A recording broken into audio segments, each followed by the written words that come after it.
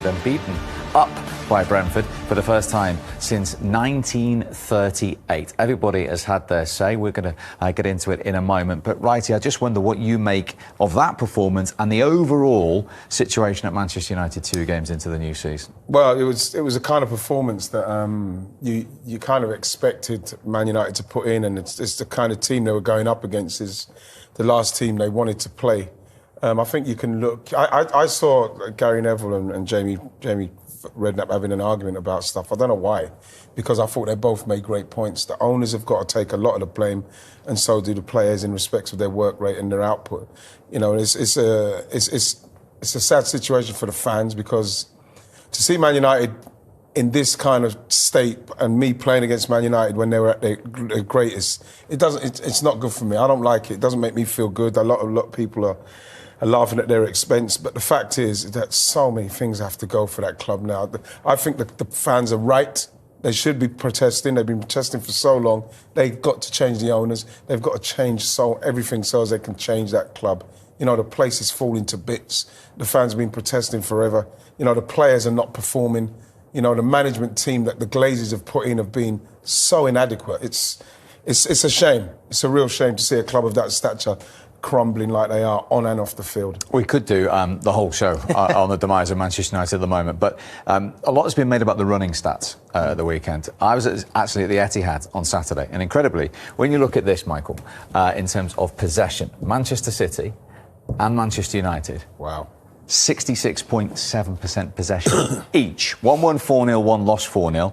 As you can see, Bournemouth only just outran Manchester City, nearly 13 kilometres left. And a lot has been made about that from Manchester United and Brentford. And even the sprints, when you look at that. So what does that tell you in comparison, even though they've equally had possession, the same amount of ball?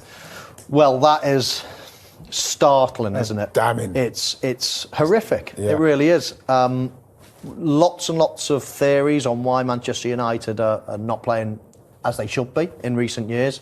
You know, we spoke about ownership, we spoke about managers over the years. There's been a big turnover of managers. Players, there's been billion pounds spent on players in recent times.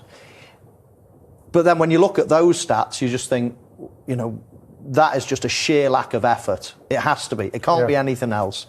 You know, to not cover, not even get close to covering the distance that Brentford are covering, you know, to have 25 less sprints than your opposition.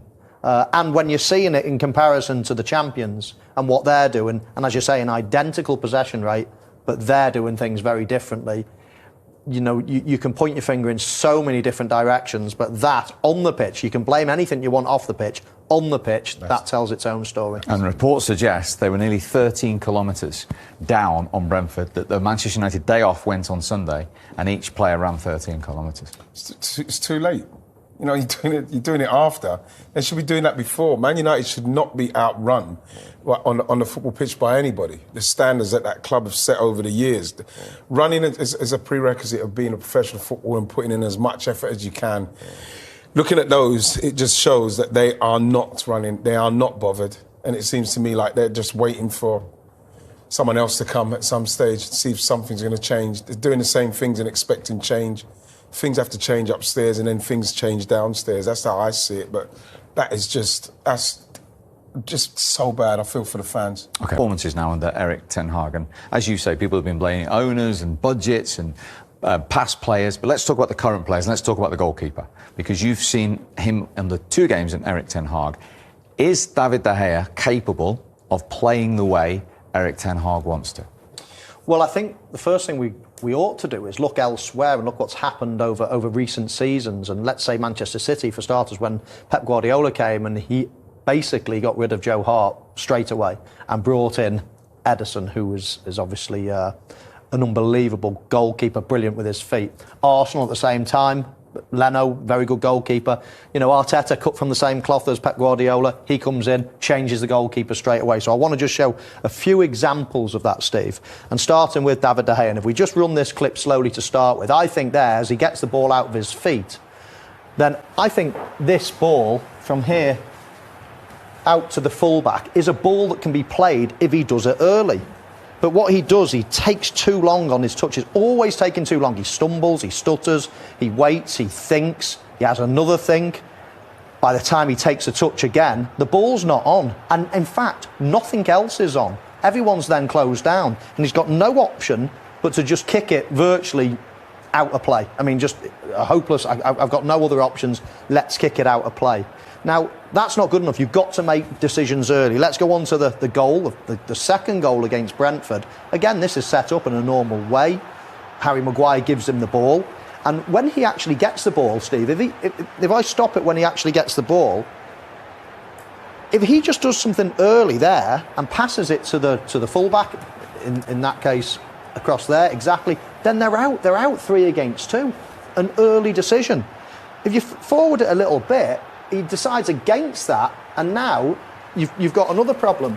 But if you, again, bypass this, and I'll show you a couple of examples shortly of goalkeepers that do it, then all of a sudden, that press that Brentford have got on you, all of a sudden they show you respect. They think, wow, if we keep pressing, he keeps flipping it over our head, I'm not going to keep running back. What does he do? He plays it into Eriksen, and it's 2-0. Third clip we've got here, again, when we move on to the goalkeepers shortly, this is supposed to be in there, or he's got the option of going really long and into the distance. So 2 options, but again, he miskicks it, and we show a couple of clips shortly of Aaron Ramsdale that's got that in the locker. So straight away, you're encouraging your opposition. They know that he's not got the full repertoire with his feet. And all of a sudden now, they can afford to press, go gung-ho, knowing that he's got nothing in behind. He's not going to hurt them.